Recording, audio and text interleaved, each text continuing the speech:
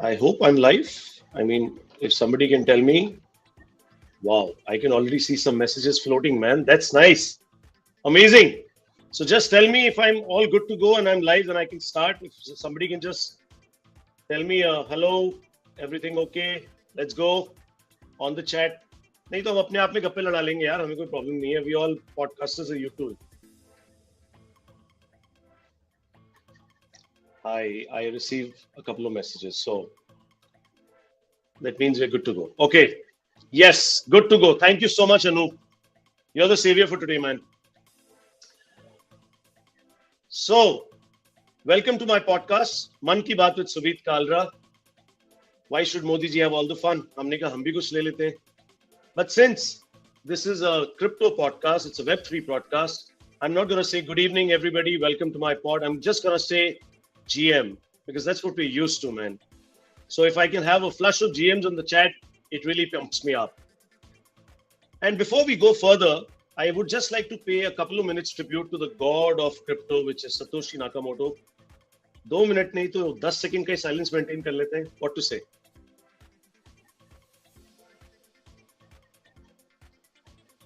And now we've got to actually think about two godlike figures also who are really good proponents of Web3. Both of them are Indians. I take a lot of inspiration from them. Mr. Naval Ravikant and Balaji Srinivasan. Sir, अगर आप सुन रहे हैं तो मेरा कोटि कोटि प्रणाम. Some more rules of this podcast. It's going to be very fun and friendly. We're going to be asking some really hard-hitting questions to Jeff Booth. You know, Jeff Booth is a serial tech entrepreneur. He's an amazingly humble guy. He's a Bitcoin maximalist. He's the author of the best-selling book, The Price of Tomorrow. He talks about how deflation and technology are going to create abundance for humans going forward, which sounds really anti-climatical, but we'll have to listen from the horse's mouth. But before we do that, little rule of the game, जैसे अमिताभ जी कहते हैं कि प्यार, पैसा और क्या happiness, खुशी बांटने से बढ़ती है. But I would say पैसा आपका अपनी जगह हमारे अपनी जगह. We are not here to entertain any financial talks. We are not financial. What do you say? We do not want to give any financial advice here. Nothing should be construed as financial advice. The only purpose of this pod to just have fun. Now let me introduce you to my partner in crime, Mr. Saib. Sai sir, good evening. Good evening, good afternoon, good morning, everyone. Wherever Good you are morning, from. GM. Yeah, last time we had Raul Paul. This time we have Jeff Booth and Suvit Kalra. Sir, how do I introduce you and myself first? पहले तो ये बताओ, sir. How do I introduce yourself? आप We are मुझे both crypto Vin Diesel बोल दो. crypto. Vin Diesel. Vin Diesel. Wow. I thought we are the both cafe owners who are just wanting to have some fun. So हमने कहा वेले बैठे हैं. Let's start a podcast only. नहीं. Okay. Otherwise, I think I would like to be associated myself by saying that my ultimate goal is that I want to be unemployable. That I should be charging so high that nobody wants to hire me. That's the goal for me and I guess for you as well. So let's introduce the other two panelists for the day.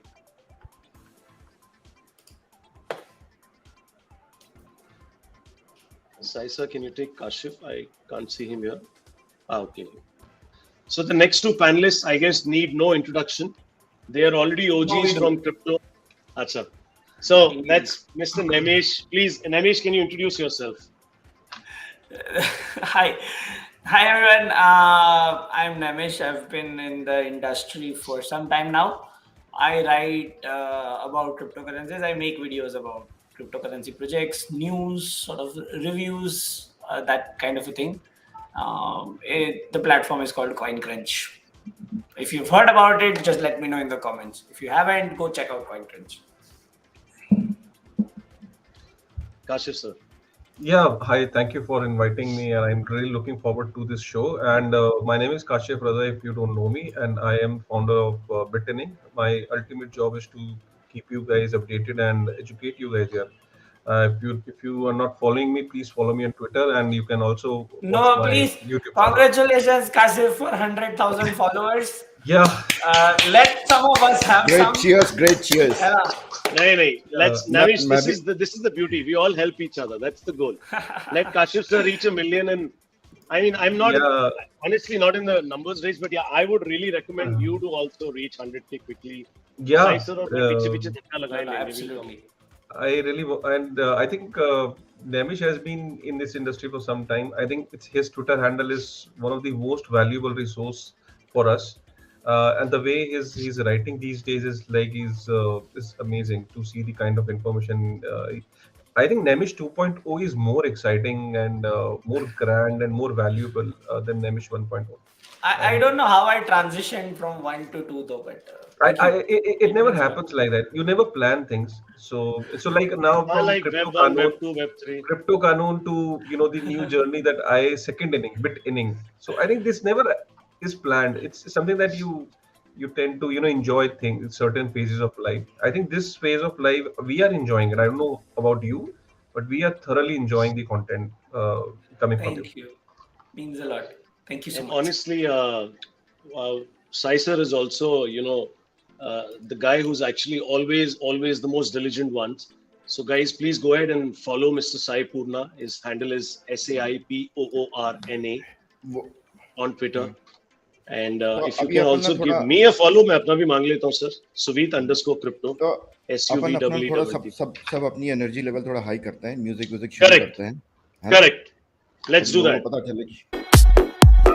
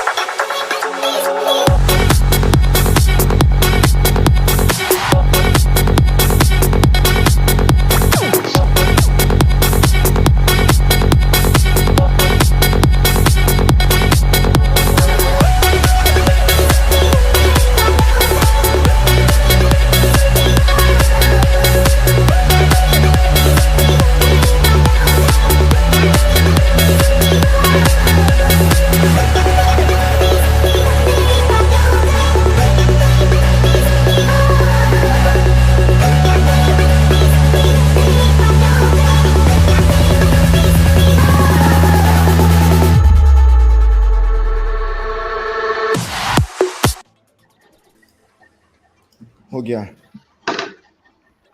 अब हो अपना गया थोड़ा से webinar भी हो गया sir हाँ एनर्जी आ चलो गई सब क्या घर जाओ अपना चलो अपना एक घर छोटी जाओ सी एक सब वो छोटी सी वो चलते हैं कि बिटकॉइन कैसे शुरू हुआ था है ना मैं क्यों बिटकॉइन पे आया था ये सिंपल सा एक रीजन है smart people supporting smart money add yourself before it's too late हम सब तो ऐड करे जा रहे हैं हम चाहते हैं कि और भी लोग ऐड करें तो ये एक रीजन है अब हम बिटकॉइन पे कैसे आए थे ठीक है हमने सर छोटे छोटे एक क्वेश्चन वीडियोस और पूछे सबसे हाँ पूछो पूछो पूछो आप तो पूछो आप I am just disturbing your format I am so sorry but if you can go ahead but the point is या I want to ask everybody let's take a guessing game who actually Satoshi Nakamoto is on the chat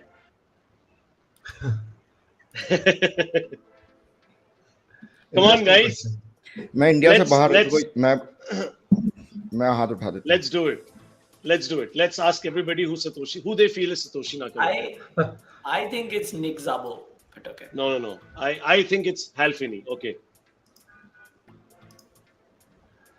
Vladimir Putin मैं तो बोलता हूँ काशिफ रजा है बस वो बता नहीं रहे इतने छुपा Rustam I think it's a hybrid of Nick Szabo and Hal Finney. yeah maybe yeah मुझे तो लगता है अर्जुन रामपाल है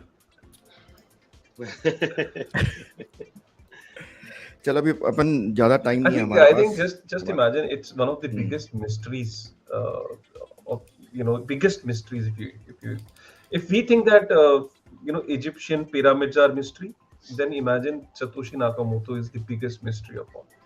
I don't think so that anybody can solve it maybe in the years to come. This will remain as the biggest mystery ever. It should remain like that. It should remain like that. That is the selling point.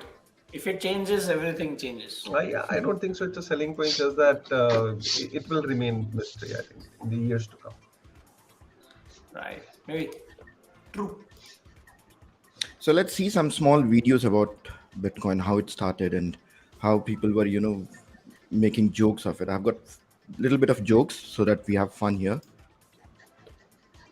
The internet is going to be one of the major forces for reducing the role of government. And the one thing that's missing, but that will soon be developed, is a reliable e-cash, a method whereby on the internet you can transfer funds from A to B without A knowing B or B knowing A.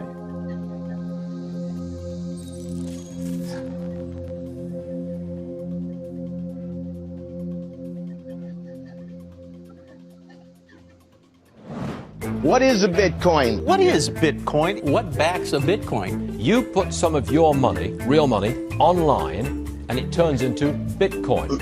I don't even know why we call them coins, except that they call it coins in the name. I think Bitcoin has turned into a massive multiplayer online game where speculators are trying to out-speculate each other. Is it a means of exchange or an asset class? I see you taking my real dollars, and then you give me virtual money in return.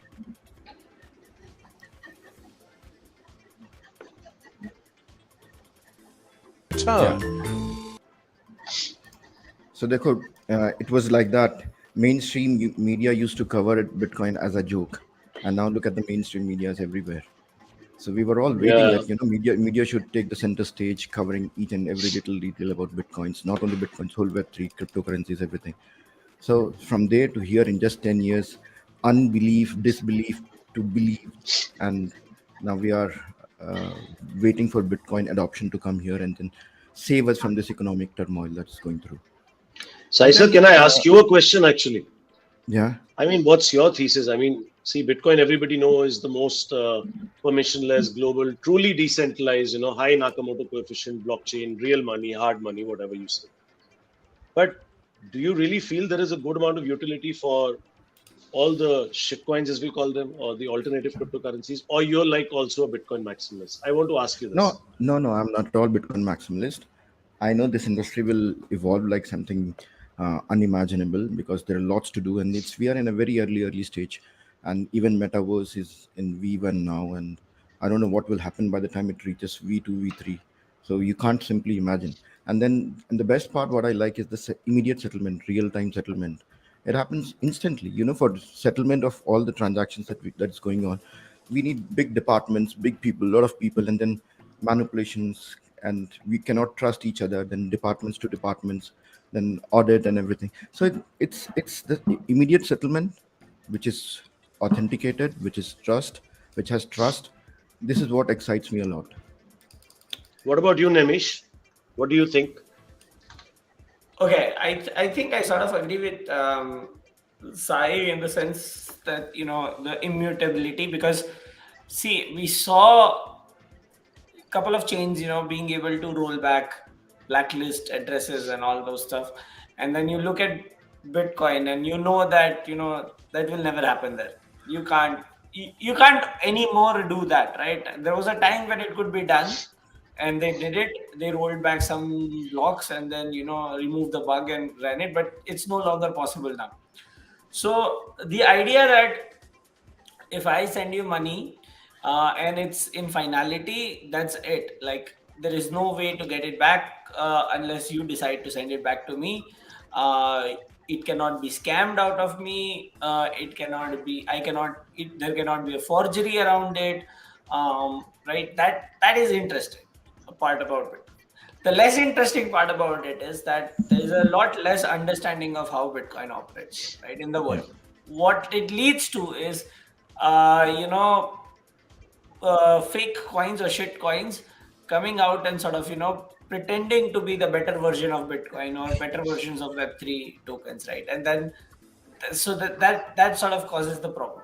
So there are two reasons to be in the industry. One is that you have this decentralized idea and possibly a future where you are in control of the assets, the digital footprint that you create. That's one reason.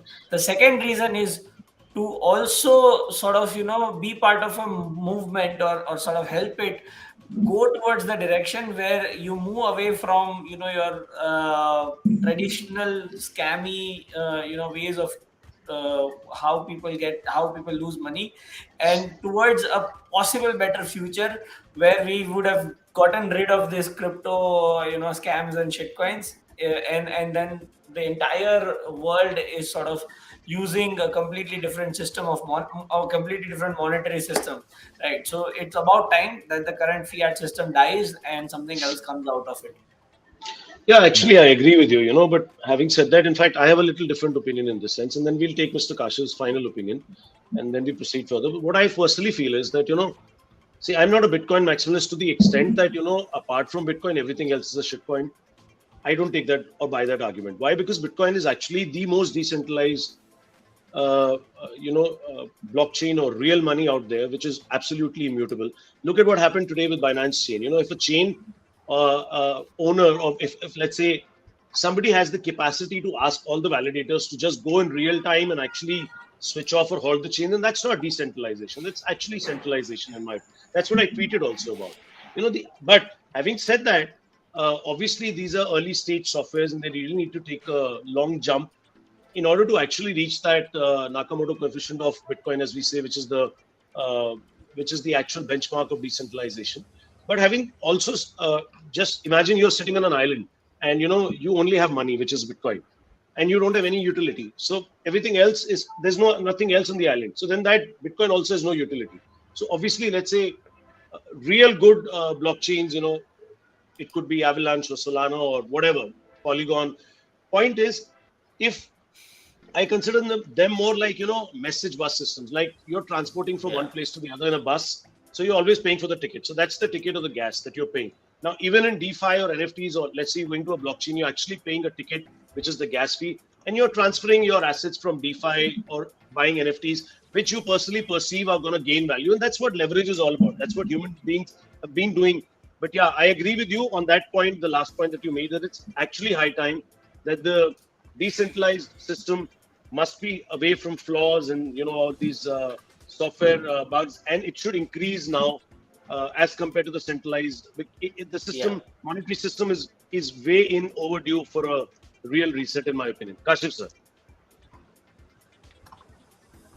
I think it's a very long debate that already takes around in the community. and the community is obviously divided into Bitcoin maximalism, and then there are people who are supporting the ecosystem. People who actually criticize Bitcoin maximalists, they forget that it's the Bitcoin actually who told us that how to make ledgers immutable, right, and how to run a decentralized monetary network. They forget that. They really don't appreciate what Bitcoin has done to us. So Bitcoin has laid the foundation. Now on Bitcoin, people have taken inspiration from Bitcoin, and they're trying to innovate things, and they're trying to come up with solutions that these are the problems in Web 2 and let's solve it in Web 3. Fair enough. But most of these projects are yet to be tested. So what happens when the projects becomes bigger in size, like today what we saw with Binance and Solana? These are the kind of incidences the people should realize that these are yet to be tested. And by the way, these 20,000 tokens that exist today are yet to be tested. And when that test will happen, people will figure out, okay, these are like securities. These are like shares. Excuse me, by the way, Jeff is here, so yeah, great, awesome. Yeah. Should we take him already? Yes, we should. Yeah, let's do that. Sir, it's such a pleasure to have you, Jeff, finally with us. Hi, Jeff. I cannot even explain in words how much it means for us to be hosting you today, because we've been gung-ho about this since the last 20 days. Me and Sai, the gentleman in yellow, have been all making, preparations, and Kashif, Web3 Ki Dunya, the black one, the black T-shirt, and Namesh, they've been helping us around all this while, sir. How are you doing, sir? Well, it's really nice to meet you and really nice to be here. Thanks very much. Good to see you too, sir. Yeah, we are all excited here.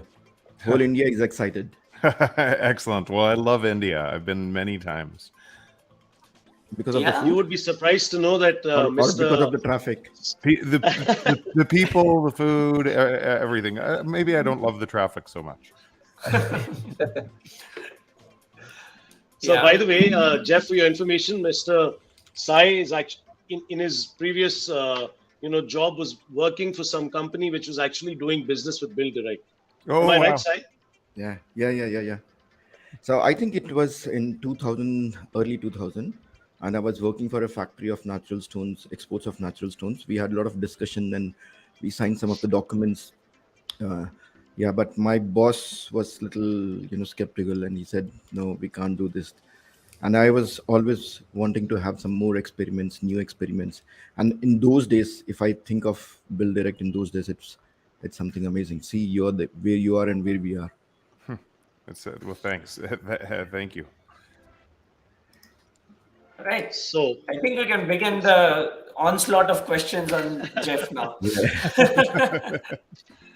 So, Jeff, everybody knows that you're a Bitcoin maximalist, and everybody knows that you're the author of the best-selling book, The Price of Tomorrow. Guys, in case some of you who've not really actually checked out the book, The Price of Tomorrow, I would really request you to first actually go ahead and read this book. It's available on Amazon, and it's one of the best books that I've read in my lifetime, I've been a proponent of only about 7 to 8 books that I highly recommend to people, and The Price of Tomorrow is one of them. So, Jeff, would you like to tell something about your book first, and then we can bombard you, or you want to take this later? It's your choice. So the book is an output of my time as an entrepreneur, working in technology, and understanding a pretty simple concept that technology saves our time.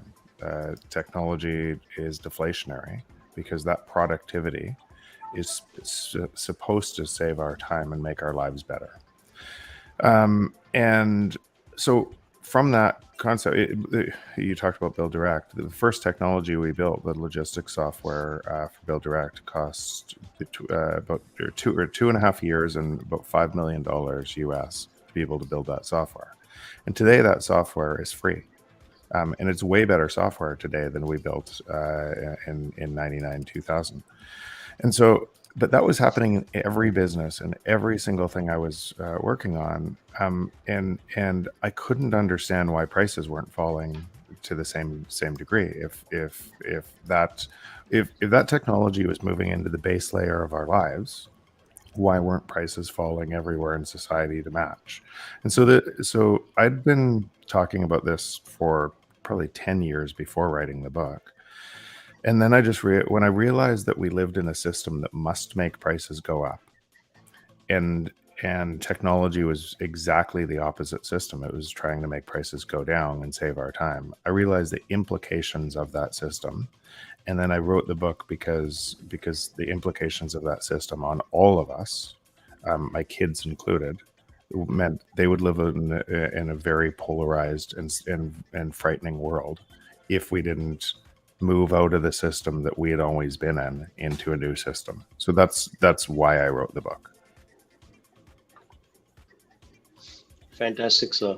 Fantastic. This is, guys, The Price of Tomorrow also speaks about not only the fact that technology is deflationary. Eventually, I think there will. What do you say, Jeff? Is there going to come a time that practically all of the most important underlying technologies will actually become free to use? I mean, am I really dreaming of utopia right now, or you think that's yeah possible? So first, there is human beings. I even wrote this in the book. Human beings don't think in utopia and dystopia. It's kind of the worst of back and forth what we think of. So we look to solve problems, and we're constantly error correcting, trying to find better ways. That's what we do. And those better ways, technology is a tool to find better ways. But we mistake the system we're living in for the thing that gives us better ways to live, and that's not true. So yes, largely prices would fall to free and most things, and they would keep falling. But even when I said that, the reason people don't believe that is they're looking at a light switch moment. Everything costs a lot, and then it changes to free, and it doesn't look like that. The market doesn't look like that. It's a trend that falls in price over and over and over. And you've heard me many times. Many of the people on the show might not have. But the most valuable thing in your life is the oxygen you breathe. Why is it free? If it's so valuable, why is it free? And in that conversation, you'll realize a conflict between what economics tells you about value and what it's really about. And it's about scarcity.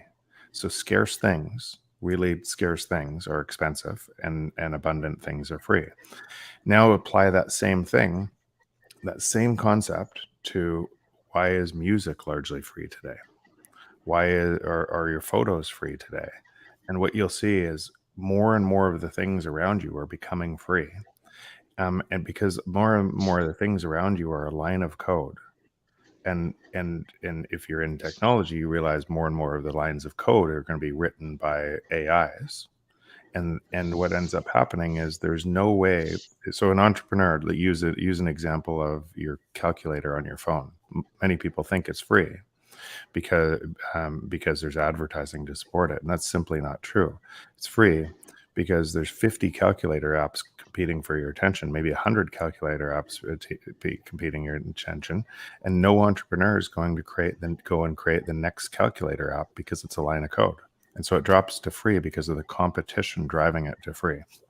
So it's now I know many people in your listening to your show will take that concept and say, okay, well, it can't happen here, and it can't happen here, and it can't happen here because of X. That is their existing model, because they live in the existing model, fighting what's actually happening with technology.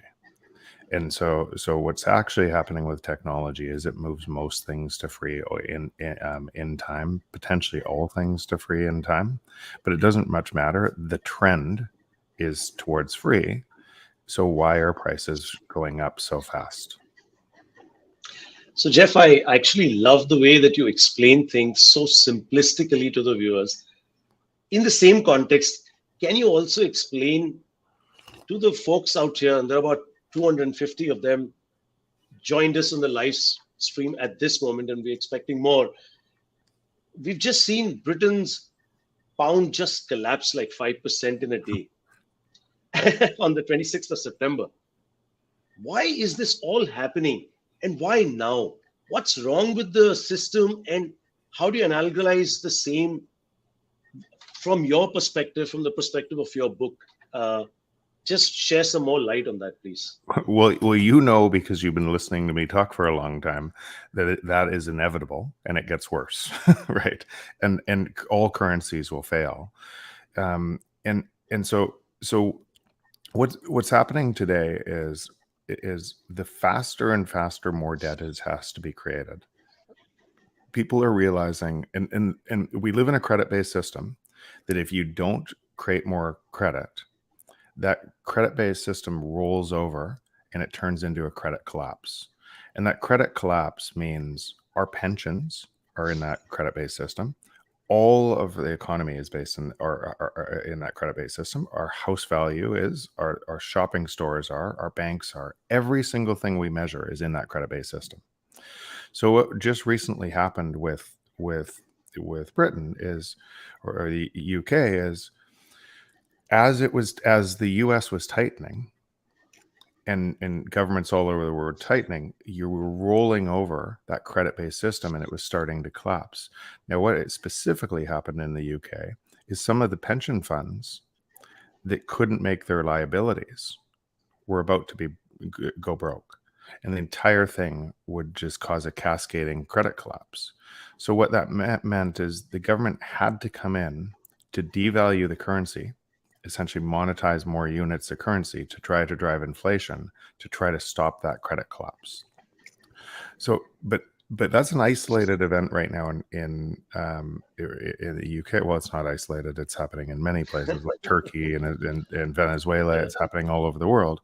It's happening from this same structure, and that what you're seeing there must come everywhere to the world. And unfortunately, what I'm saying, and I'm not happy about. It's just an unfortunate math consequence to credit that can't be paid back.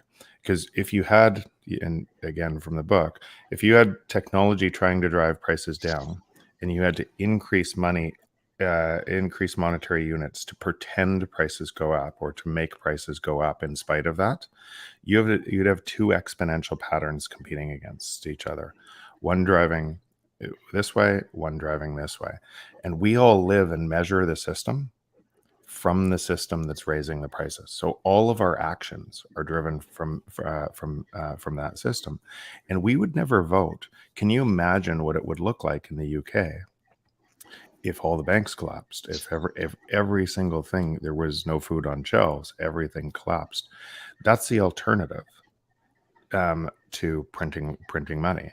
And so you have two bad alternatives from the system that keep getting worse and worse and worse, and there is no solve from that system. So guys, in fact, I would also like to add a point here, and what Jeff was also mentioning is that what happened basically in the UK was, why the pound collapsed 5% is because the newly appointed government actually started to have some populist measures. Populism means printing more money, because the energy prices are already rising because of Russia's issues, which everybody of you know here. The point is, because of the rising energy prices, the government said we'll cap the energy bills of UK families at £2,000, whereas the actual cost is £3,000. Now the government itself doesn't really have its own money. The government gets money through taxation that you and me give. But because the government can issue further borrowings, they can actually monetize it. They can monetize this debt by actually issuing more bonds and taking on more borrowings, with which they will intend to fix up the balance $1,000, which again is inflationary in nature. And plus the finance minister came in and just said that, we'll cut down taxes, that too in high inflationary times when taxes must increase. Again, this was something which the markets did not like. And that's why all this spike happened.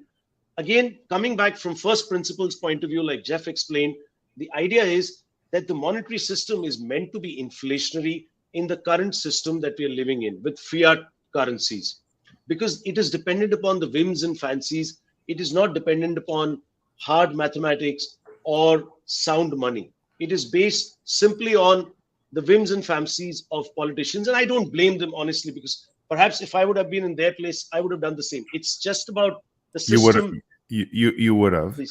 You would have, and that's how you would get elected, because nobody's going to get elected by telling the society that the entire society is going to collapse. So why? And when you just said that they get their revenues from taxes, that's what you're led to believe. But most of the revenue comes from inflation, which steals the wealth from the population.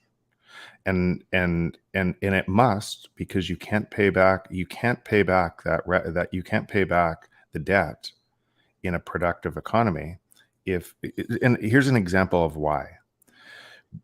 Imagine the taxes that were paid to governments on Kodak, right? On a monopoly of all of the film processing, all of the photos people took. Anytime somebody bought a camera and took film, the distribution for the film to come, the film processing, film editing. Imagine all that revenue. And now a new technology comes along. Where's the revenue from your photos you take today? The trillions of photos are taken today, and there's way less revenue, because that productivity drives the price down. And so that productivity being deflationary competes against government's revenues. And the only way to create more revenues is to debase currencies. So most of the revenues, you have people believing in the right or left in any single country when the entire structure is based on a lie. It's based on but people believe it. I'm going to go vote for that person because they're going to cut taxes. I'm going to go vote for this person because they're going to give me more money. And nobody's asking where the money is coming from. And it's coming from, no matter what side of the aisle you're on in politics, it's coming from the same place. It's coming from making up more monetary units. So, but then, Jeff, what do you think we are going to land up from here and how long? Do you personally feel in the next 5 or 10 years, we are actually in for a very bad time? Because either this system will actually lead us towards hyperinflation or maybe sustained periods of high inflation, or do you think it's actually going to get us into a depression and a deflationary bust, or you finally feel that this could be a soft landing as the Federal Reserve claims? Yeah. Please, what's your opinion? So depending on the country you're in, and depending on the time you're in, all of those outcomes could happen. So what you're building into the global macro framework, the global is based on a lie, and it cannot be paid back. The debt cannot be paid back. So printing into that only destroys society's bonds. It destroys trust between people. Like any economy, is the reason why we trust, why we can trade, is because we have trust in labor rates, trust in that division of labor all over the world. And when you can't trust it, people break down. They actually vote for violence. They turn inwards, and they try to protect their own family first, then their community. And governments all over the world take advantage of that and turn people against people. So these, unfortunately, and again, I wrote my book to try to stop the outcome from this, try to bring this message to many people so they would understand what was happening and wouldn't be as easily tricked. It is, unfortunately, these resets typically lead to global conflict. And they lead to global conflict because the way to get elected inside a country is to turn one part of the population against the other part of the population. Now, remember, getting elected requires more and more printing of money on no matter what side you're on. So it doesn't change that. And then because you can't change it inside a country, you have to create a bigger enemy outside of your country. And so that's what leads to global conflict. And that's how these reset through history. And so we're living in that currency regime. Virtually all people are measuring that from that currency regime and making it stronger by trying to make enough money to escape that currency regime. And then you have a different system, a path to the other side through Bitcoin. It's a new system that is emerging. It's really early, but it's emerging, that changes this entire currency regime. But if this happens fast enough, if Bitcoin happens fast enough, it's a nonviolent protest that changes the system forever. And all people have to do is move to the other side and spend more time in that system, and they'll see it. Here's a way to look at it.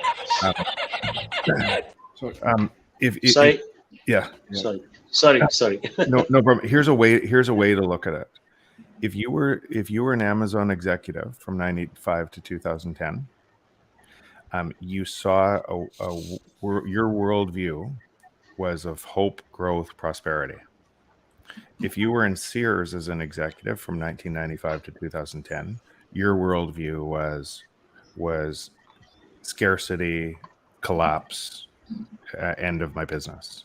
Now that's a business example of two different, same time, same place, and two different, wildly different views of the world based on where somebody was. What's happening right now in the global system, most people have the worldview of Sears, right?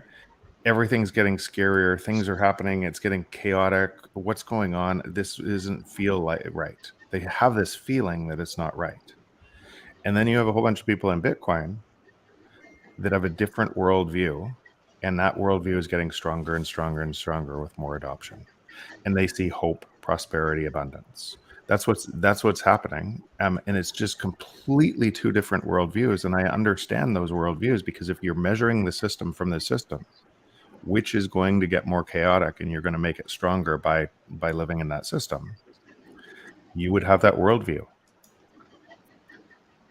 So I think I can add a point here, because as I've actually taken this from your podcasts only, and all credit to you, sir, that in 2008, I think the global debt was about $65 to $70 trillion.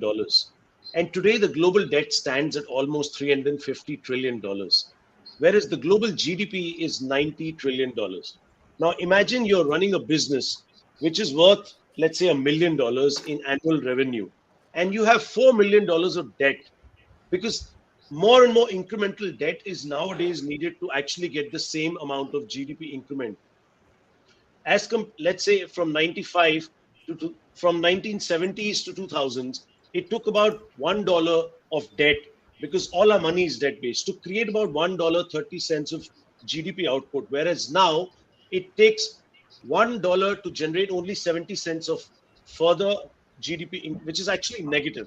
And that's why all this debt has been increasing at an exponential pace, specifically from 2008. So even a small businessman from India, and if you're listening to this, understand that this whole debt is now too much on the advanced economies, almost like 4x if you combine the private and public debt together as compared to the GDP, that it can no longer be paid back. So there has to be a reset to the system. Am I right, sir? Yeah. So that's what we explained before. You have to have credit, has to grow exponentially, and there's no way to pay that back, that credit growing exponentially, other than pretend to people. Like through the only way it can come through high inflation or hyperinflation, which is a destruction. Remember what inflation is. Inflation is stealing your money and transferring that money to other people. So the middle class, because inflation is wage deflation, it's exactly the same. That's the other side of the coin. And so ask yourself this, and it's really hard because we believe that inflation is required for a productive economy, because we believe it because we've always lived in that system. But ask yourself, why is that true? Why does money have to be manipulated to be able to live in a productive society?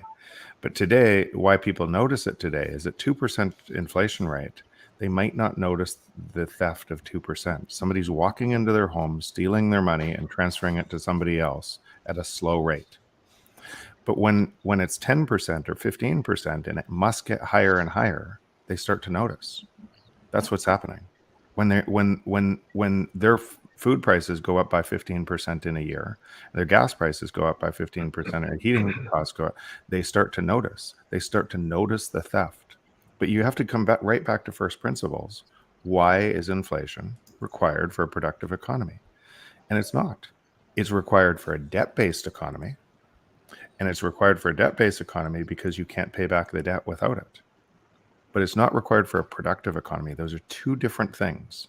And so you have people believing they are influencing the system. And I don't mean just politicians. I mean people believe that so hard that they'll vote for more inflation. They'll vote for having their pocket picked. They'll vote for somebody to come in and rob them at a faster rate because of that belief. But they only believe that because to them it's not visible, right? Until it's not visible at 2%. Why those are their targets? It's not visible at 2%. But today, 2% can't pay back the debt spiral. It has to go higher. That's why these that's why these numbers have to explode. And so but it's a better view just saying somebody's walking into your house and stealing 2%. You might not notice, but when somebody walks into your house and steals 15% of your stuff, you start to notice. So then what, like, I have a very, very, very, simplistic question here. What actually happens to the people who do not really sort of have wealth in assets or other sort of, investments that sort of run along with inflation? What happens to them in the future? That's actually why I said so inflation is wage deflation. And if you don't have assets, that means your money is being eroded at a faster and faster rate. And because there's way more of those people than the people at the top, what the people at the top believe is that they can build walls high enough to keep all of the people at the bottom out. Right? That's what they believe. And in their mind, they're getting richer and richer and richer through that theft. And let's just use it as an example. If you have one house versus 10 houses versus 1 million houses, just houses, then if you had 1 million houses, you have way more wealth effect going up because all the rents go up on those houses, which is stealing money from the poor, middle class and poor from that. You have way more advantage from that system than the people that has 10 houses, the person who has 10 houses, person who has one. And if you don't have a house, you're massively disadvantaged. Now, that's from within the system. So houses priced in Bitcoin are going to fall in value a lot. But from the system, that system is going to keep doing that.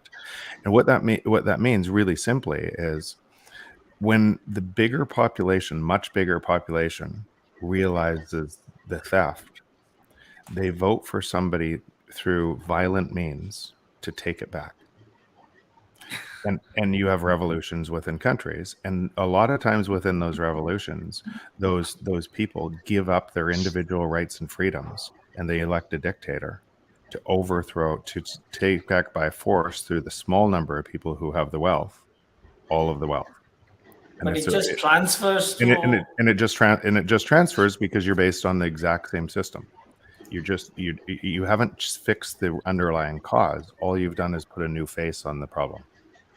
So be selfish, get yourself financially stable, and just live out your life, right? And cannot neglect Bitcoin at all. Yeah, so that's the problem from the system, and this is where you can imagine how much work and how much depth I've done on this, and that meant understanding the existing plumbing of the system, which people won't typically look. We experience products through the value that those products give us. We don't typically look at the plumbing that gives rise to those emergent products, and even more importantly, we don't typically look at the plumbing that gives rise to the emergent thing we call life. There are interactions with everybody. There are interactions around the world are governed by the plumbing, the rules for money that give rise to economies and how we interact with somebody. So if you have a flaw in those rules, if you have a theft in those rules, then you could expect society to look over time really bad because it's based on a lie, and it gets worse and worse and worse. And you could expect human action to race to try to take more value, because the only way to take more value is to get closer and closer to the money printer.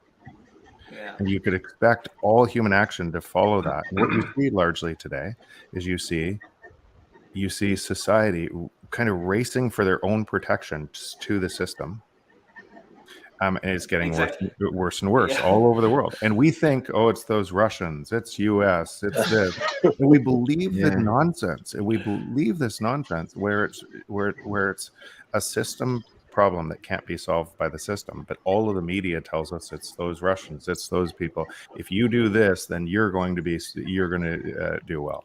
It's a system problem. And no one in the system can solve that problem, and they're measuring the system from the system. So I've done as much work on the plumbing on the system, and I've done massive work on the plumbing of what would be Bitcoin, what that new system would look like. Because if you're building a bridge to the other side, and everybody stepping onto that bridge is making the bridge stronger, I wanted to understand at a first principles basis, is that foundation strong enough for society forever? What does that look like? And what would it look like on the transition? And so that's what, when people say, Jeff, you're a Bitcoin maxi, which is true, but I'm a Bitcoin maxi for the same reasons we're talking about here. I'm Bitcoin maxi because I've done the work on the new system. I understand what it looks like at a level that most people won't do. Most people won't, they'll listen to the media in this system, and they don't understand the change. And then what they're doing is they're carrying all their baggage or biases from this system into the new system. And the new system works exactly the opposite. Exactly the opposite. In fact, here's an example of how it works opposite for the middle class and poor. You've heard economists talk about wages being sticky, right? Yes. So wages being sticky when you have inflation means wages don't move up at the same rate inflation works. That's why it becomes inflation is wage deflation. In the opposite system, where you have a neutral reserve currency and you allow deflation, wages are sticky. What that means is as prices fall everywhere, the middle class and poor get richer and richer and richer because wages don't move down as fast. It's exactly the opposite system.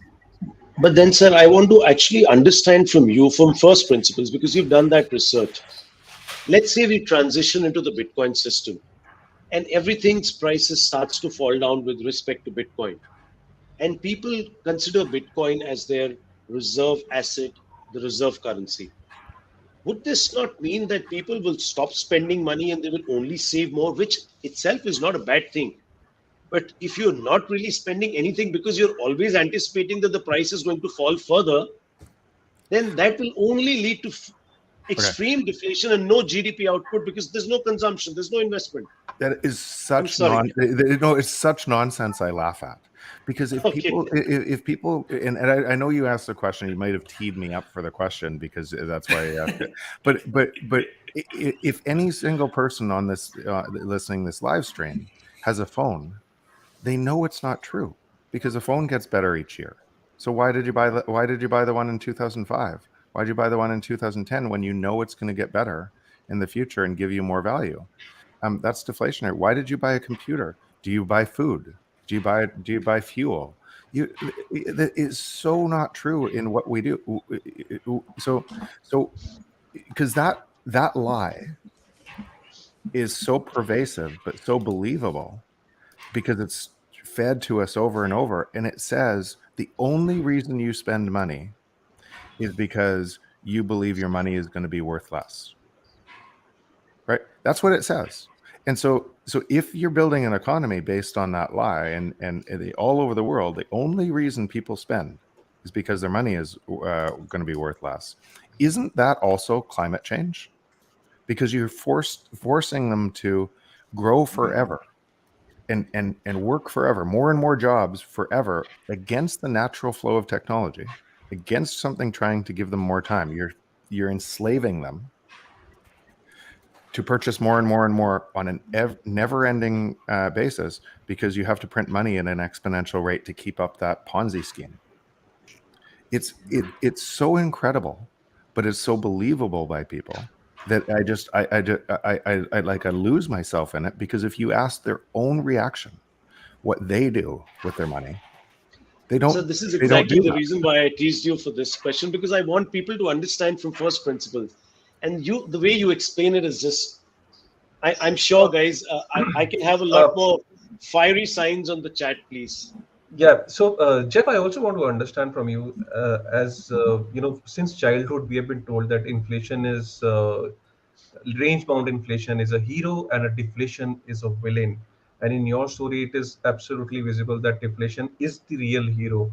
So, when do you see that the system that you envision and the Bitcoin standard that we talk about, when that system is going to happen? Is that time you see in near future, or how is that thing is going to happen? Are we going to see a great reset? The reset button has to be pressed, everything has to chaos, and then again this world starts over again. How do you see that transition happening, and when? So remember, this is a trend. The system you live in is 4 orders of magnitude bigger than Bitcoin. So it takes most of your attention. And when I say it's not 4 times bigger, 4 orders of magnitude bigger than Bitcoin today.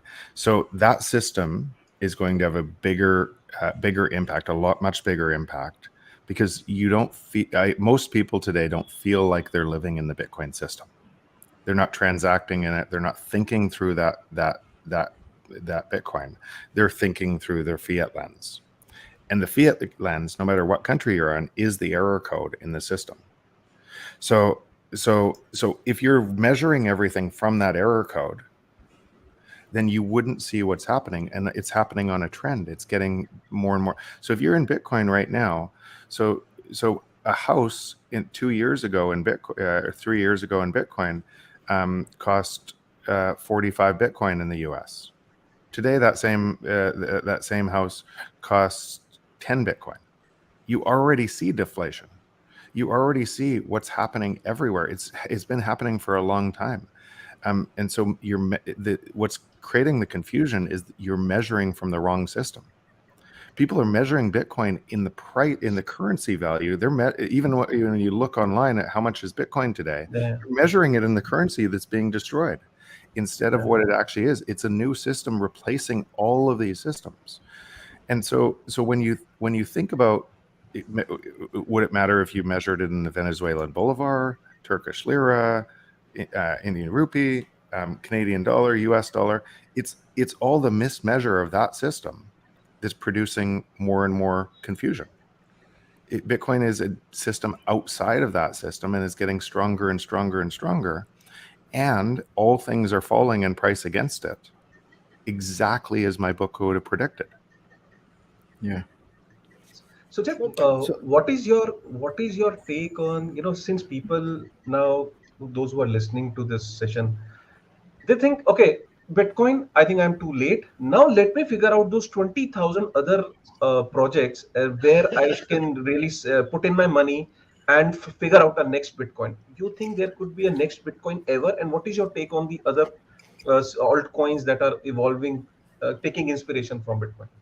So please, and I encourage you, even from don't talk about crypto, don't talk about Web3 and everything else, because you have to ask yourself this: decentralized finance on top of a centralized blockchain, is that decentralized finance? And it's not. It's centralized on a new blockchain with new rulers, and so. But I would encourage every single person on listening to this podcast or this live stream to read an article I recently wrote, and it's something that you could share forever, because it's called "Finding Signal in a Noisy World." It's on Medium, and it's been reproduced into a bunch of languages already. But please read it; it's free to read. But it'll give you a first principle answer to your question. But simply, here's why. Bitcoin, people are mismeasuring this as they don't understand that it's a protocol level technology. And so the blockchain trilemma can only be solved. So on layer 1, you can solve security, decentralization, security on the other triangle, on the other point of the triangle, or scalability. And you can only solve 2 of those 3. And Bitcoin solved decentralization and security. And when they solved, and so you imagine you have this asset class that it's the first time ever in history that we've had decentralization and security together.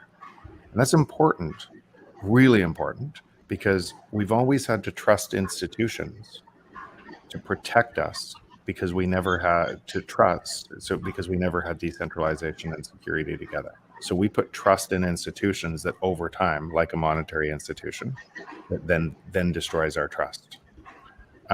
So that decentralization and security is critical. But because it couldn't scale, you could only do 5 to 7 transactions on the base layer. You had a whole bunch of developers and seeing tons of wealth created on Bitcoin. You had a whole bunch of developers that say, I'm going to create the next Bitcoin because there's so much money to be made in creating the next Bitcoin. It's just a natural market function. But they couldn't, and so most of those came in, I'm going to create something that scales. But because they have to sacrifice decentralization or security to do it, what you see in all those other 20,000 coins is you see they always fail through security. They always get hacked or they get centralized. They have to, because it's a structural thing. They have to. So every single one of them gets centralized or is a lack of security. People lose their money. Now go through the next thing. If you have a centralized blockchain and a blockchain is expensive to run, who pays for the centralization of that blockchain? And how could Web3 in a free market work on top of that centralized blockchain?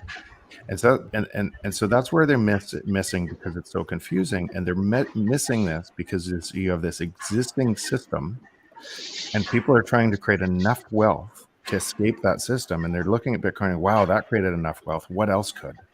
And they're racing faster and faster into all these Ponzi schemes. And it scares me. Why I wrote the article is it scares me because these people are losing their money on a gamble that is just simply not true. Now, if you look at what's happening on Bitcoin now, because you could argue based on what I just said, okay, well, that makes a lot of sense, but how could you scale Bitcoin? And what happens with protocols is they scale in layers, and each layer is protected from the next layer. So it talks to that layer, but the foundation isn't destroyed by the next layer. So what's happening with Lightning and as a payment mechanism and other layer 2 and 3 technologies that I'm investing in from a venture capital perspective is Bitcoin is going to look like the new internet. And so right now, so far, we've been talking about Bitcoin, the store of value, the asset. And on top of that, you're building the peer-to-peer internet on top of it that is transferring value all around. And if people downloaded a Lightning wallet today, they could exchange with any other Bitcoiner anywhere in the world in an instant for a fraction of a penny. And so you have two network effects reinforcing on each other, making each stronger and stronger. You have the network driving adoption of use of Bitcoin and other things, and you have the underlying asset that's stable. And those two things together, that's why you have to look at it more like a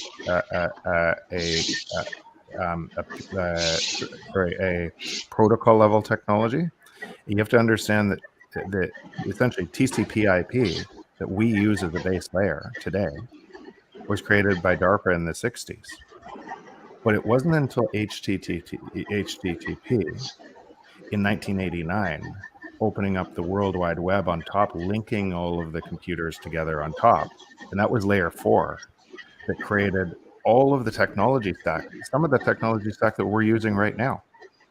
As the protocols scale in layers, and you don't see what's available on the next layer until the next layer is there. And so what's happening today on everything else is it's just a Ponzi scheme. It has to be centralized or destroyed. And I'm not saying, maybe you could make some short-term cash on that really quickly.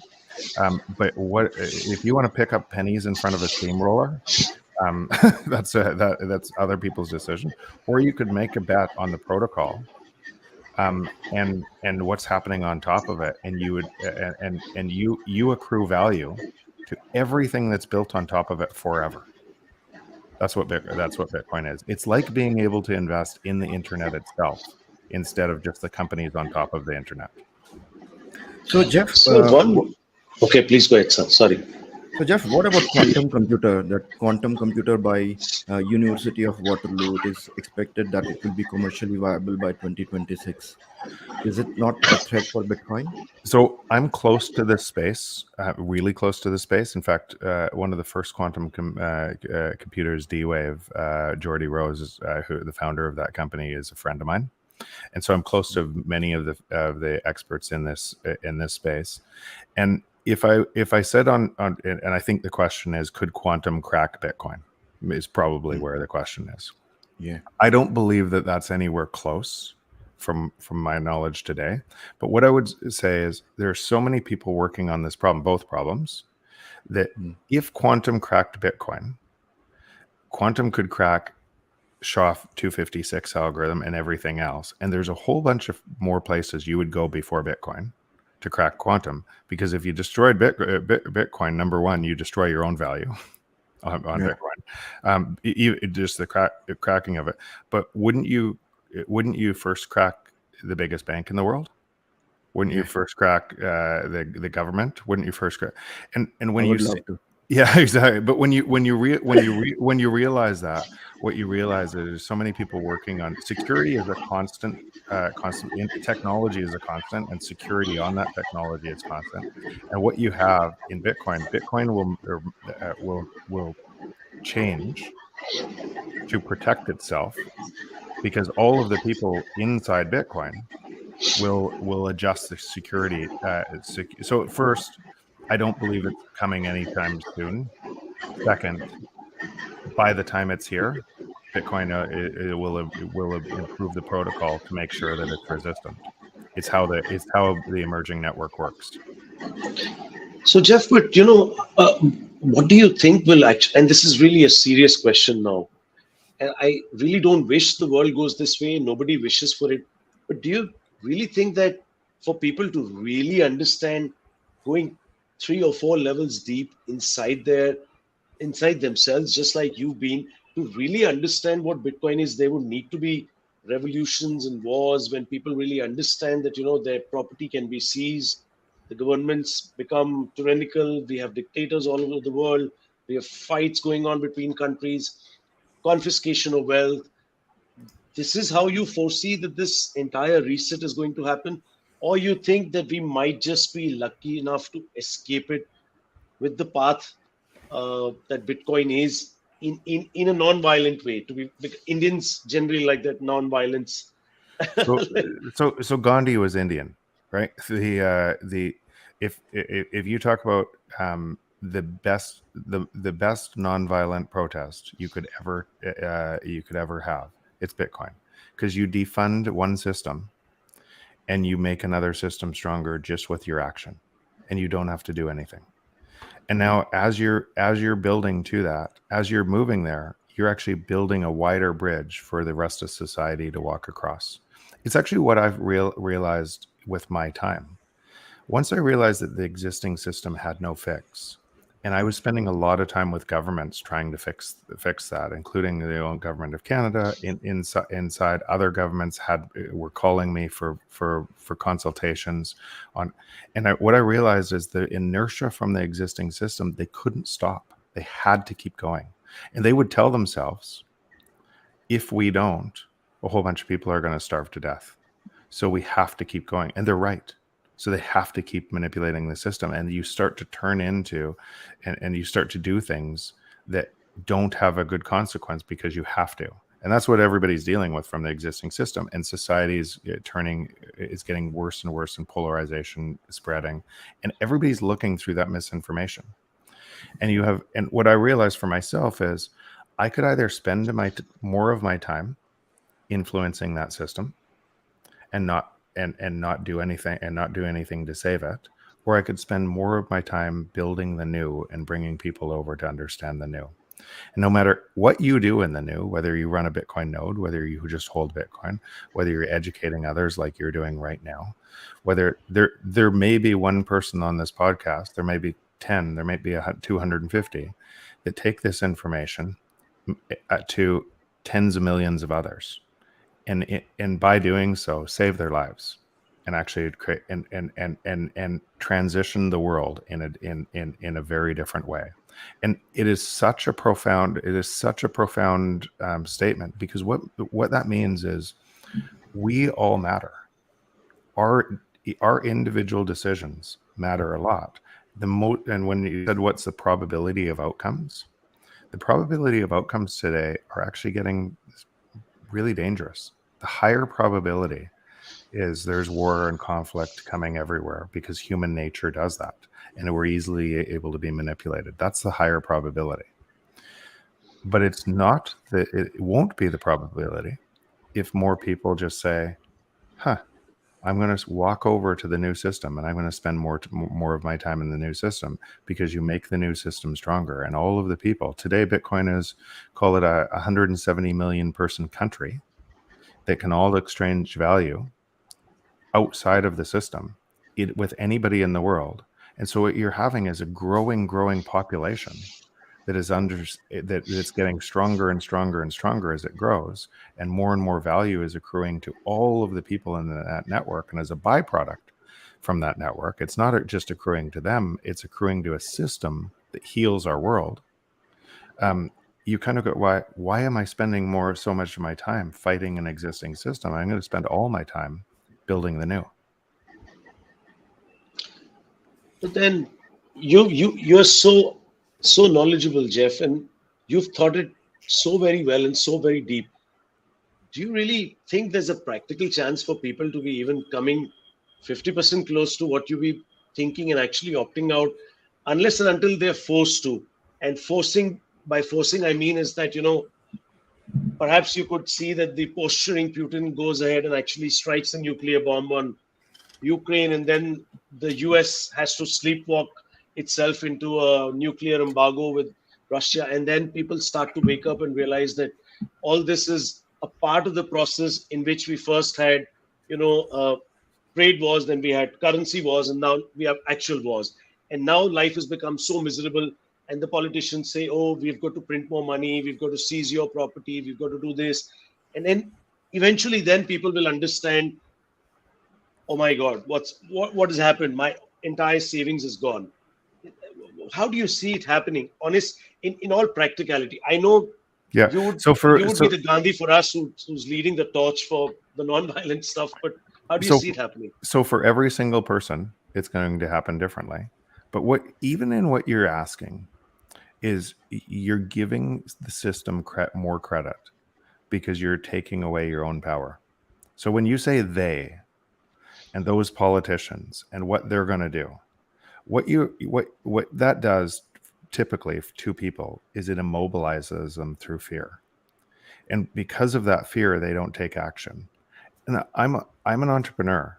And maybe this is why, that's why the only thing I can do is to take action. And if it's just me taking action, then nobody follows, nobody takes that action, then the world's going to look really dystopian. This isn't about me though. This is about a network that's based on truth, hope, and abundance. And there's now 170 million people taking action. And if that turns into 1 billion people taking action, just through nonviolent protest, moving over, then the chances of really bad outcomes are lessened. If it turns into 2 billion people taking actions, the speed of people understanding what I'm saying right now changes the world. And I'm going to even go deeper into economics to illustrate that. And what we believe, what we tend to believe is those people, they have all this control and everything else, without realizing we give them the control.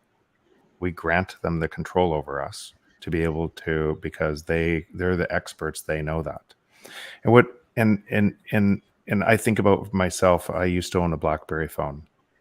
And remember, for 3 years before the BlackBerry, before Apple released their phone, Apple was working on their new phone. And I was convinced, remember, I'm a visionary entrepreneur. I see the future in a lot of things. I was convinced there's no way I'd use an Apple phone because I like the buttons on my phone. I would tell everybody there's no way I'd use this thing as it came out. And the minute I saw it, goodbye BlackBerry, hello Apple. And so what that means is I couldn't predict my actions until something new was in front of me that gave me more value. And I'm pretty good at it. So what's happening is people can't predict their actions today. And so if you believed a central authority could control all actions of a free market, they can't, because they can't predict the actions of what we do when confronted with better value. And so the free market is what gives us more value. It is all of those shots on net, all of those ideas of hope for a better future for people's children that is up in our minds. And I'm going to create this type of value, competing against somebody else trying to create a different value in a different way, is the sum total of humanity getting better and better. And that is what's led to higher living standards. And if you take that away and you say, it's in those people's power to decide, higher living standards must go down. They must. And so you have to have a system that allows that transfer, and the broadest based transfer of that system to society is through the free market, and that's what Bitcoin allows. So and now that's where I could get excited about. I'm investing in that space. I'm investing in these entrepreneurs. And if you see what people are measuring what Bitcoin is today without understanding what Bitcoin is going to be tomorrow, just like people thought in 1995 the internet's a toy. They don't understand what's coming because they're measuring from today. They have the recency bias of today, and that means there's a lot of excitement coming. Jeff, I've got two questions actually. 1.125 million bitcoins have never moved since the beginning. So, what if it belongs to Satoshi? And so, what if he moves them? Yeah. So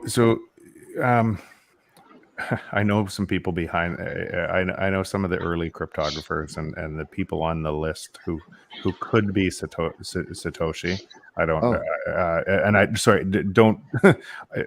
That's wrong. So I've talked extensively with people who were in that early going, and there's a lot of talk on who Satoshi could be, or a group of people and most of the talk is probably wrong, is what they said. And what they said to me is there's a high likelihood that Satoshi's not alive today. That's that being said, if those coins did move, then probably what would happen is Bitcoin would fall in price for some time and then start rising again, because it doesn't change.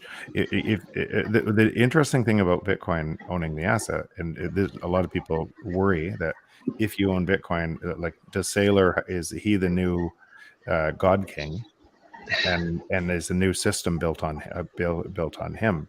But it doesn't look like that, because in that system, to spend in that system, or to let's say build an army in that system, you're distributing your Bitcoin to others.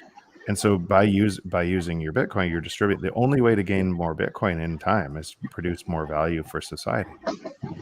And otherwise, you're spending your Bitcoin. So it doesn't look like the system we have today.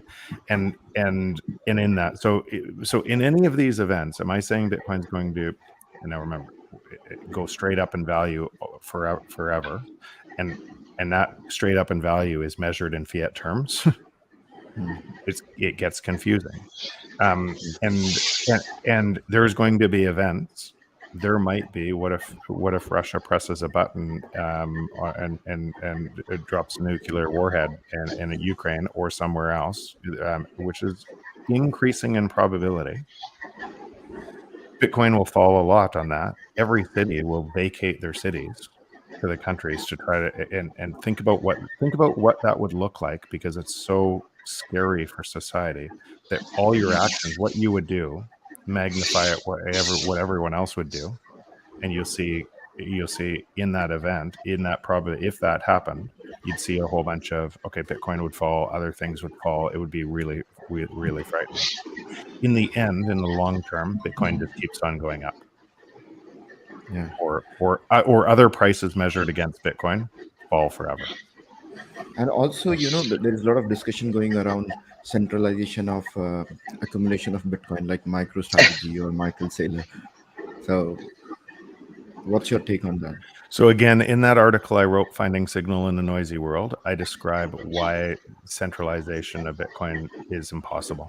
It can't happen. It won't happen. The market forces that are behind it are driven in a way anti-centralization.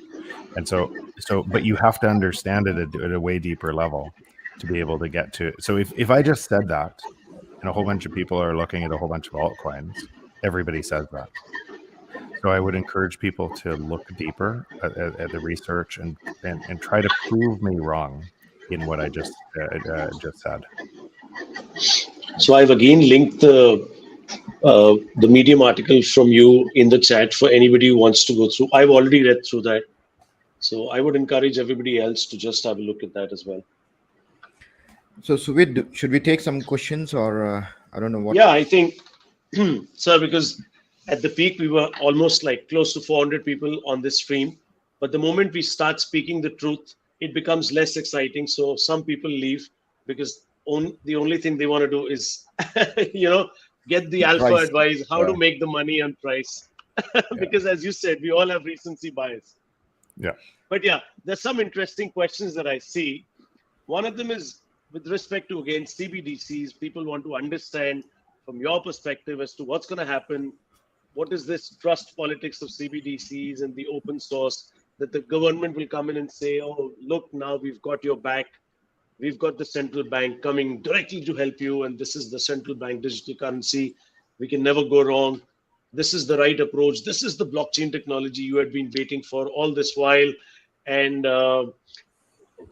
what do you think happens from, what's your take on that? Sorry. It's surveillance disguised as money. And of course, a central authority that must destroy your currency to be able to survive, that must steal your wealth to survive, and money outside that system in cash is a risk to that system, and it cannot be fixed.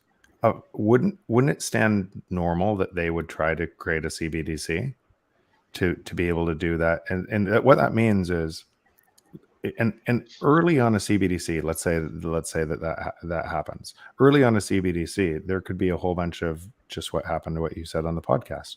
People going, oh wow, I can make a whole bunch of money. That drives it, because the CBDC could say, if you come in right now, we'll double your money. And once you're locked into that system, that also means that they could, with a keystroke, could take all of your money or cut you off from the system forever. And once you're in that system, you have no way out of that system. So when I say surveillance described as money, what that looks like is central control of everything in a record, and everything. And you lose your individual rights and freedoms over time. But why I don't think it could work if I said long term is the same reason why any centralized economy, when you have communism, or if you look at USSR or Russia, what ends up happening is when you don't let the free market work, that innovation from the free market doesn't happen, and the centralized function can't predict all of those actions. So you lose. So the economy has to suffer, and people have to suffer. Their living standards have to go down. But in a CBDC, ultimate centralization, of course, it's going to be tried, because you have a system today that's based on a lie. That's based and they need more power to keep that lie going. They need more transfer of wealth to keep that lie going. And the antidote to that is Bitcoin. Doesn't it worry you, because you speak so openly about the fact that inflation is all about, theft from the people, and the governments depend upon this theft because that's the only way they can sustain? Doesn't it worry you that when you speak so openly against the system, that there could be somebody coming? I mean, I hope you understand my question. I mean, I know do, you're- and I had to get comfortable even in writing the book. When I first wrote the book, I said to my wife, I said, "Here's the three outcomes that are the highest probability, the lowest probability, the highest probability, the highest probability, the lowest probability. The highest probability is no one reads the book, no one cares." Because I was going up against an entire system from first principles that we were in.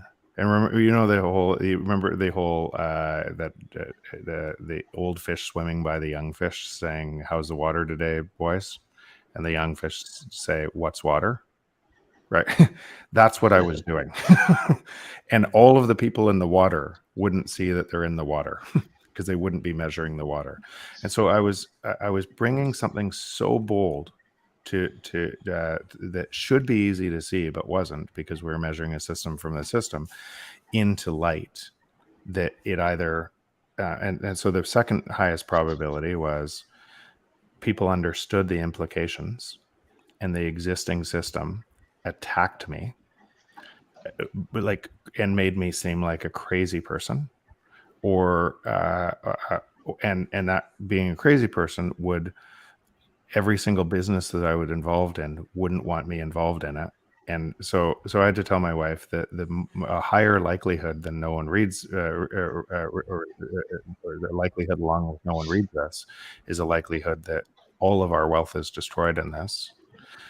But I came to and all my livelihood is destroyed in it. But I came to the conclusion that I had to write it anyways. I had to write it anyways because my kids' future depended on it. Our future depended on it. And the most unlikely probability that then ended up happening is this conversation today. We wouldn't be talking.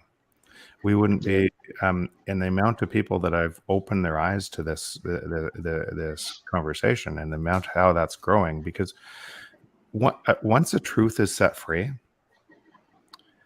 then you could ignore the truth, you could fight the truth, but over time, what you'd see through human nature is the truth finds its way, and everything that I wrote about is just the truth. Everything we're talking about right now is just the truth. And so, yes, there's a whole bunch of influence against it. But even when you say governments and the political, and is that dangerous for me? Well, I've always been an entrepreneur. I'm going to speak the truth. If I'm wrong, I will tell people, okay, I was wrong here. Here's the new information. But I'm going to speak the truth. If that so happens to be dangerous for me, it's okay. One more. Can I go ahead, Saisa, ask, because I'm feeling the more curious one out here, because he's been an idol for me for like so long, and just like you're an idol for me, I also really admire Mr. Balaji Srinivasan. I don't know if you've met him or you've read the book The Network State, which talks about cryptocurrencies and DAOs and startup societies becoming countries, and again based with crypto economic governance models. And what's your take on that? I mean, you really feel that all this is really bound to fail eventually against Bitcoin in terms of pricing, and yet they would still exist? Or you think that this as a system itself is bound to fail? So he's right on the network state. I don't believe he's right. Now, you have to say, and is Jeff right or is he right? And I don't believe he's right. I believe he's completely misguided in all of these other coins being able to provide that, because he hasn't understood the base layer. Why would you need that other coin? So if that other coin is centralized and it costs more, why would you use it? Why would people over time use something that costs? So we have centralization today in databases, right? Google is a centralized database. Amazon's a centralized database. Are they going to implement something that costs a whole bunch more based on somebody else's centralization? I don't think so. Because somebody has to pay for that, because this centralized database is way less costly than a blockchain. So if you can't solve that problem, there's there is no way that Web3 is not going to be built on top of something that's more expensive. You have to solve the root problem first, the decentralization and security, and then on the next layer, open up the cost and the scalability on the next layer, and then you don't sacrifice the core for that centralization. But just even in the economic sense alone, outside of the short term, like the short term value, I just don't get it, because somebody has to pay for it. So what I understand from you is that you can always ride the easy money of free cash and the directional, the gung-ho about Web3 and decentralization for some time to come. But eventually this will all fall apart because of first principles thinking that unless and until it provides you, apart from the fashionable discourse of getting into Web3, because everybody's talking about decentralization, but eventually it all has to fall apart in terms of pricing power with respect to Bitcoin, simply because of first principles thinking that unless and until it is much cheaper than the centralized server or the centralized database, the decentralized cloud, the decentralized database is going to be of no utility to mankind because it does not produce incremental productivity. That's exactly it. So effectively, the extra money that you're paying for that is the centralization function that makes the central people more rich in that. And over time, the economy wouldn't support it. You, as a user of that system, if there were two systems and one cost way less and it wasn't centralized, which one would you use? Like, Web3 is not going to be built on top of a centralized system that costs more money. And why? And I get why Facebook would want that to happen, because they'd be the centralized system. I get why Google would want that to happen, but the free market won't allow that to happen, because the more and more that costs more, it opens up an opportunity for every other entrepreneur to build something way better for society. So it's insane to me that people actually believe that could happen. And one more thing here is, so much of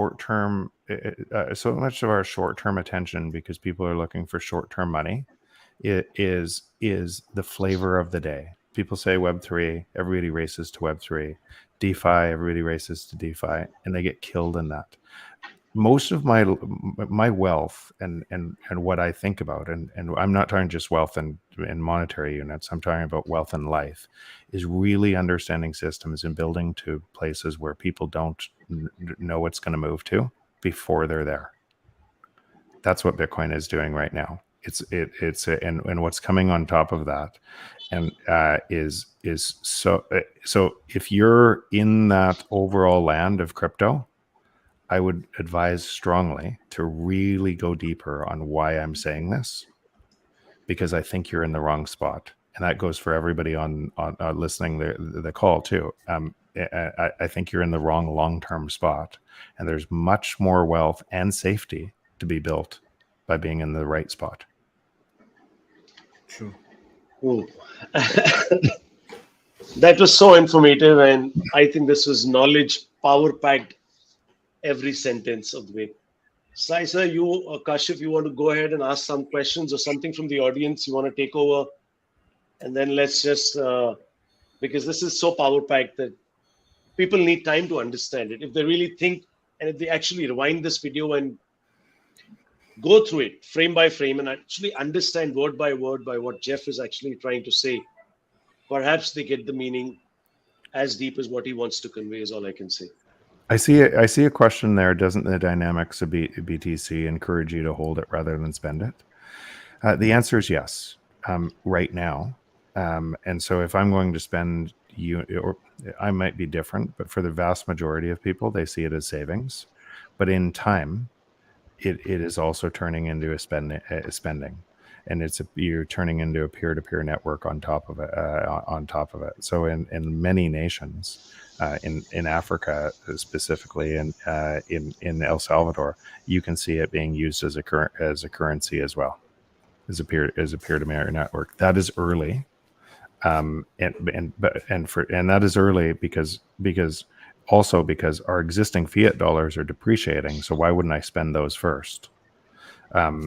What I've done recently is just keep on buying Bitcoin all the time, and now spending Bitcoin too. And as by spending Bitcoin, you're seeding a system. You're reinforcing a system, and more businesses are taking Bitcoin because they're lowering their cost. Because you can take Bitcoin on in a business, and it might be a penny fee versus 2.5% on Visa. So more and more businesses are taking Bitcoin all the while. More and more people are spending it. And while I can continue to buy fiat and translate it into Bitcoin, I'll just keep doing it that way. So my last question to you, Jeff, and I think I'll yield it over then. How long is your time horizon for this entire transition to take place? I don't have a time horizon, because the time horizon specifically is what it would say. It's that light switch that you're looking for. It's going to be a transition, and that transition is going to be different per country. Likely because this is such powerful technology, and literally I could get on a plane anywhere, and there's going to be countries begging for Bitcoiners. It also means that my wealth isn't touchable by the state, no matter where I am. I could go anywhere. So what ends up happening a lot of times, because all of your wealth through houses, fiat currency, your job, everything else is within a state. When that breaks down, you have no place to run. You're a refugee somewhere. For anyone holding Bitcoin, they have options anywhere. More and more countries are coming on. And remember where I'm speaking from at this level. I'm talking to other governments. I'm talking to other. We're so early in this process, but I can tell you, there's way more governments coming onto Bitcoin. It is not going to be stopped. So, Jeff, I think Jeff? Jeff should talk to our Indian government as well. So just remember, governments are only people too. They make just as many mistakes. They're caught up in a system. They have all these things. And what's normal in a system is to protect the system at all costs, regardless of if the system is wrong. And these are just people that are hearing more and more feedback. And we typically look at those people and we say, they must be designing the system with malintention. It's normally not the case. It's just a system. It's just a system feedback, and so I'd be anytime somebody says that, I'd be happy to, because once people, even in governments, that's what you see too. They're just people. Once they understand this, what they typically do is, before they talk about it, they buy some for their kids. They buy some for themselves. They start to understand it some more. And then as they start to understand it more, they go, oh my God, this has such potential. And then they start to become more involved. Kashif, any closing thoughts from you? Yeah, just a last question, because since Jeff is in discussion with so many governments around the world, Jeff, who according to you is going to be the first major economy to accept Bitcoin the way El Salvador has done? Is there any thought on that? I think that's hard to say. I said the most likely. The most likely is the people furthest away from the money printer. So the money monopoly. Technology favors people that are far away from the monopoly versus the people that are close. So it's totally logical that El Salvador went first, because they're the furthest away, or Africa, El Salvador, India, furthest away from the money monopoly. In other words, they're most hurt. They're periphery to hold the core stable. And so what you're finding now is, as the U.S. tries to tighten, that you're finding country after country pay back U.S. dollars, and they're defaulting. Yeah. And country after country now can't pay for their energy costs, because energy costs are spiking, and what's going to happen is so they won't be able to pay for the food costs either, and society is going to rise up, and so a lot of those countries will move to Bitcoin faster because it's the only way to save themselves. And so it's a bottom, like anything, technology is a bottom up disruption. It's not a top down. So if you use Kodak as an example, Kodak invented the digital camera, but went bankrupt trying to protect their existing business from it. Right?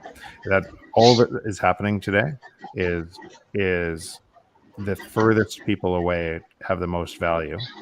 And I think what you're trying to intune in that question is, could somebody like the UK go first? Maybe, because they're having much trouble today, but they're likely to go later. And as a result of this is, if that happens, if that plays out like I suspect it is, you have the greatest wealth transfer the world has ever seen from rich nations to poor nations. Yeah. Thank you. Thank you. So, guys, I think this is the end of this episode. I personally have enjoyed it so very, very much. I can't thank Jeff enough for all the valuable, power-packed, first principle thinking knowledge that he's given to us. I can only say we are all very lucky to have him had as a guest and have his valuable information. You guys are lucky to be here. I would really hope that we could have you sometime in the near future, depending upon how the situation and upon your time constraints as well. But Jeff, I for one thoroughly loved it. And one more message that I would like to give from Jeff's behalf, from his messaging, is that no matter how much you may be loving shitcoins and going ahead and buying them for temporary game theory, but don't forget to actually start stacking some sats now onwards, because that's what's going to save you once this reset approaches more and more exponentiality. I hope I've said it rightly with this. Yeah. Jeff, actually, please. Yeah, carry on, Suvit. Jeff, Go truly, ahead, please. India wanted this discussion actually, and I'm sure people will go through this podcast, and it's very valuable. Thank you. Thanks for being here, taking out time for us. Yeah, thanks for having me. Really enjoyed it. Thank you so much, sir. Thank you. Thank you so much. See you. Bye-bye. See ya.